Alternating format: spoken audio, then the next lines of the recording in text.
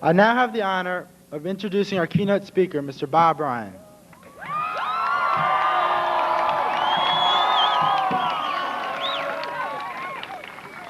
Mr. Ryan graduated from the University of New York at Albany with a bachelor's degree in physics and a master's degree in meteorology. After college, Mr. Ryan worked for a research organization in Boston, while also carrying a part-time job as a news broadcaster. He then worked on the Today Show for several years. For 13 years now, he has worked at WRC Channel 4 as a meteorologist. He has recently been named as the president of the American Meteorology Society, so it is with a great deal of honor and respect that I now introduce Mr. Bob Ryan.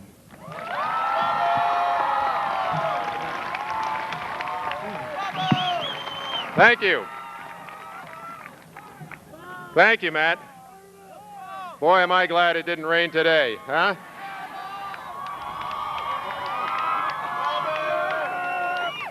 Now, tomorrow night, of course, when you watch Channel 4 and see this red Irish puss, this sunburned Irish puss on Channel 4, you're going to say, he got that sunburn at Damascus High School commencement. First of all, let me say congratulations to the class of '93, and I'm happy to be here today to answer the burning question of the day, what's the weather going to be like at the beach next week, right? It's going to be just terrific. First 90-degree days and to be at the beach. This is really a day of celebration, a day of reflection, a day of excitement, perhaps tinged with a bit of sadness for you who have shared your lives with each other, begin to go separate ways.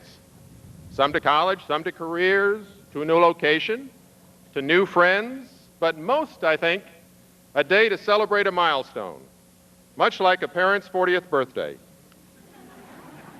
I must admit that when I am asked to speak at commencements, I approach the task with a bit of trepidation, for in truth, I cannot remember who my commencement speaker was, nor can I remember a word of what he or she said. And yet here I am, asked to impart some words of wisdom to young men and women who can't wait to get on with their lives, or at least get to the graduation party or the beach. But being the optimist that I am, you have to be an optimist to predict the weather, you understand. I thought I would talk today a little bit about three topics I've thought a bit about and that have been a part of my life. One of the things that you learn as you grow older is that the more you learn, the less you know. So I have to talk about things that I have experience with. That's one of the few advantages of age. You can honestly say that you have more experiences. Anyway, the things I have experience with and the things that I've thought about a bit. So the topics I chose are making mistakes, science, and rainbows and stars. Now, if you remember nothing else about your commencement speaker, you will remember that he picked the weirdest topics you had ever heard about. You know, somebody who tries to predict the weather couldn't pass up a gathering like this without talking about mistakes. This graduation day may not be the numerically significant day of your 16th birthday when you can drive, or your 18th birthday when you can vote, or your 21st birthday when you can legally say, I'll have a bud. But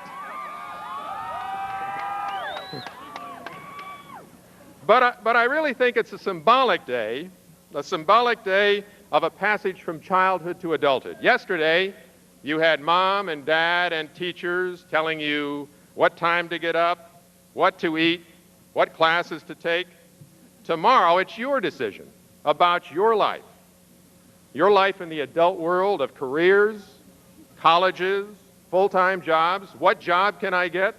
What will I major in? What career do I want? And I imagine more than a few are wondering, what if I'm wrong? What if I make a mistake? One of the questions I'm often asked is that when you say it's going to be sunny and then the next day it rains, don't you feel stupid? And the answer is, usually not, because I know that I've done my best. I happen to work in a field of science that I know predicting the weather, that I know no matter how hard I try, no matter how much I study, no matter how much time I spend looking at maps and computers and radars and everything, there are going to be errors.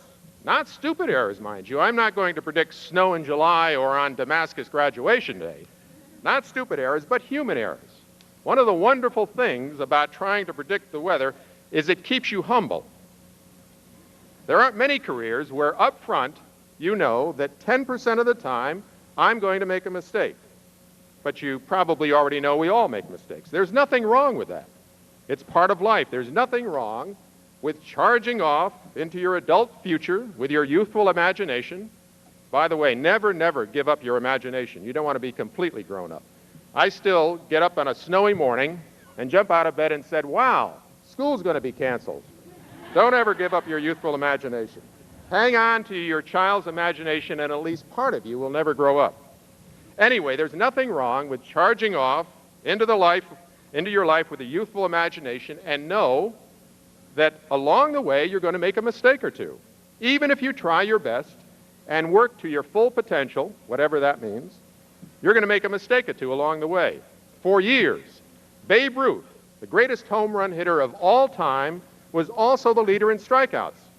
But he never hesitated to step up to the plate for fear of striking out. Don't ever hesitate because you're afraid of making a mistake, or don't hesitate from undertaking some task because you're afraid you might be in error. An error means at least you did something. Regrets come from having done nothing. Learn from your errors. Making a mistake or two along the way is part of life and growing and living. Look at the guy on TV trying to forecast the weather. And weather takes me to meteorology and to science. I know, science at my commencement. Give me a break. Just bear with me a minute. Let me propose that everyone, as you go forward with your dreams and imagination and mistakes, try and think like a scientist. First, mistakes are okay, and now I'm supposed to think like a scientist. Get him out of here, right? Just a second, just a second. Even if you're going to be the best mechanic, or the best plumber, or the best teacher, or an accountant, or an engineer, or the best mom, or a rock star, or the best dad, you can still think like a scientist. How? It's easy. You make your conclusion the last step, rather than the first step. You've all had some science. We've all had some science. Remember the dreaded scientific method? You make some observations, you form an idea, you set up an experiment to test your ideas, and then the last thing, after your observations and experiments, is when you reach a conclusion. Why shouldn't science like that, or thinking like that, work for you in any area of your lives, no matter what you become? How often have we heard, I don't like that because, or I wouldn't like him or her because, or look what that person looks like. They must be a jerk. Have you ever met that person? No, but. Have you ever thought about that? No, but. Have you ever talked to that person? No, but. Have you ever been there? No, but. Don't make the no buts first. Don't make up your mind before you've had at least one observation. I'm not talking about things that common sense tells you don't have to observe, like jumping off a bridge, experimenting with drugs, or driving 150 miles an hour. No, I mean the everyday elements of life. The everyday elements of life of forming opinions and conclusions before any observations or before any data is really in. Put simply, keep an open mind. Keep your youthful curiosity. Keep a positive outlook and form your conclusions last. Which, speaking of keeping your mind and eyes open and observing our wonderful world, leads me to rainbows and stars and what they tell us about who we are. Did you know that we all have our own rainbow? The light reflected off the raindrops that breaks into the colors of the rainbow is special for you. Your best friend, standing right next to you, will see a different rainbow, light coming from different raindrops. He has his own rainbow, or she has her own rainbow. It's true, no two rainbows are the same. We each have our own rainbow. We each see something nobody else has ever seen. To see how special one really is, go out on a clear, starry night. Look around you. You're not really seeing stars. You're capturing pieces of stars. Pieces of something that may have been traveling for thousands of years. Look in one direction, and a star that left a piece of a star that left 100 years ago strikes a nerve in your eye, and you see that star. Look in a different direction, and a piece of a star that left when Moses was alive, or Jesus was a boy, or Mohammed walked through Mecca, finally reaches you, and only you. Someone else looking tomorrow or next year or 100 years from now will catch a different piece of that star. And on a really clear night, a piece of a star that left when our common ancestors walked across a forgotten plain in Africa finally reach you. It's yours only, that piece of the star. Something from 100, 1,000, 1,000,000 years ago was caught by you alone, and in a way is now part of you. And what do I think about this, or why do I think about this? Because it means that each one of us is special. No one will ever see your rainbow. No one will ever capture your piece of that star. After tonight, it's part of you. And in the simplicity of that, there is a beauty, the beauty of the night sky, the beauty of the rainbows and the clouds and what we've been given. And in the final answer, maybe that's why we are here, to look out, to wonder, to strive, to imagine, to share, to love, and to leave the world more beautiful than we found it. A polluted sky is not beautiful. A clear, starry night is beautiful. Violence is not beautiful. A mother's smile, a father's hug, and I love you, Mom and Dad, is beautiful. Hatred and racism and hungry children are not beautiful. Sharing, a new melody, a giggling baby are beautiful. So gather your private star. Realize how special you are and how little time we have. Approach every day as a new day, a different day, a special day, a day maybe to make a bit more beautiful than you found it. Enjoy your graduation. Celebrate your milestone. Make your conclusions the last step. Don't worry about a few mistakes along the way. See as many rainbows as you can. Gather as many stars as you can. And you will leave the world more beautiful than you found it. Thank you very much.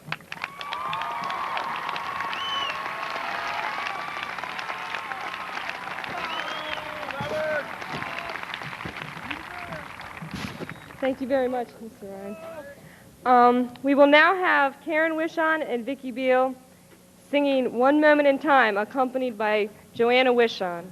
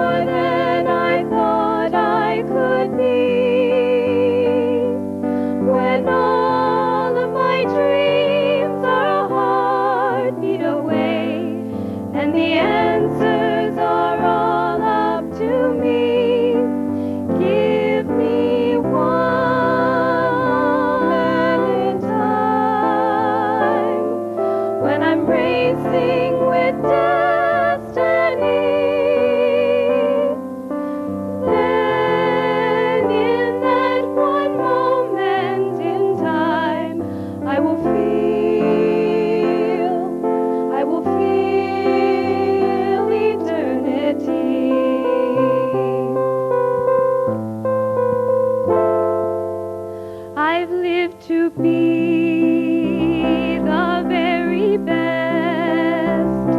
I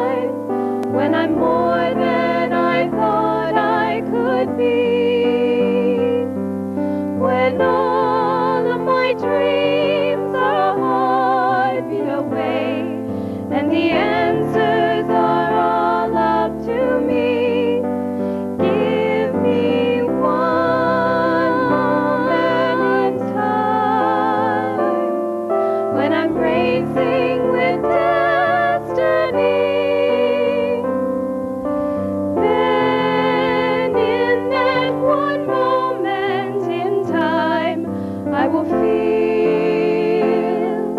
will feel eternity. You're a winner for a lifetime if you seize that one moment in time. Make it shine. Give me one moment in time when I'm more than I thought I could be. When all of my dreams are heartbeat away and the answers are all up to me. Give me one moment in time when I'm racing with destiny. Then in that one moment in time, I will be free. I will be free.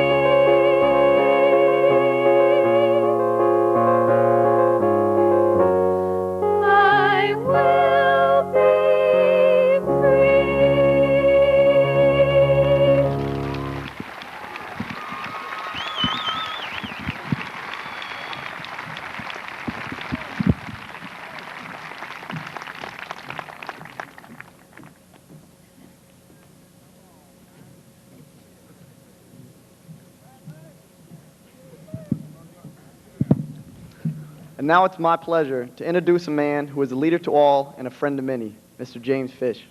Thank you, Ralph. Thank you. Oh, got to button up here. Hold on. I just want to leave you seniors with one thought. It's one of my favorite quotes by Malcolm X. And I do want to wish you all the very best as you endeavor after you leave today, as you're at the beach next week. Don't forget all of the people here who still love you and who have tried to do the best that we could possibly do to ensure your success no matter what chosen field that you pursue. The quote is this: education is our passport to the future, for tomorrow belongs to the people who prepare for it today. Keep that in mind. At this time, I would like to introduce Mrs. Fran Brenneman, member of the Board of Education. Mrs. Brenneman, you want to come up? This is what you've been waiting for, so hold tight here, folks.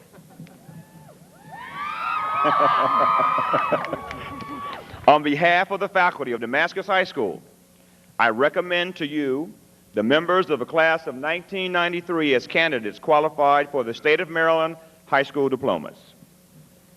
Yeah, ma'am.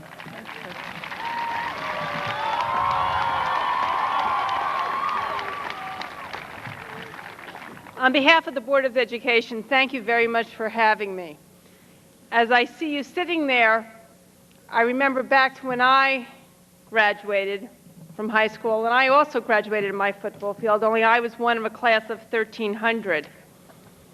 And I, as Bob Ryan, can't remember who my speaker was either. And I don't even know if they had a Board of Education member that read these magic words. But what I did remember, though I was very embarrassed at the time, was my father sitting in the stands, or actually at that point standing in the stands, with this white handkerchief yelling out my name. I was very embarrassed by that at that time. But when I look back at that, and you have all these memories of this wonderful week, that is the thing that stood out in my mind, because my parents were there with me from the beginning, and they're still with me there now. So take a quick minute right now and find that special person or your parent and turn around and find them so that you'll have that memory too.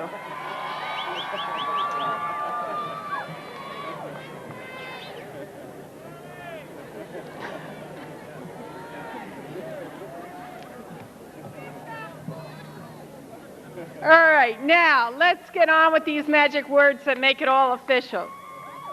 By virtue of the authority vested in the Board of Education of Montgomery County under the laws of the state of Maryland, I do now award diplomas or certificates evidencing the satisfactory completion of prescribed courses of study to the students of Damascus High School who are recommended for graduation by the faculty of this school.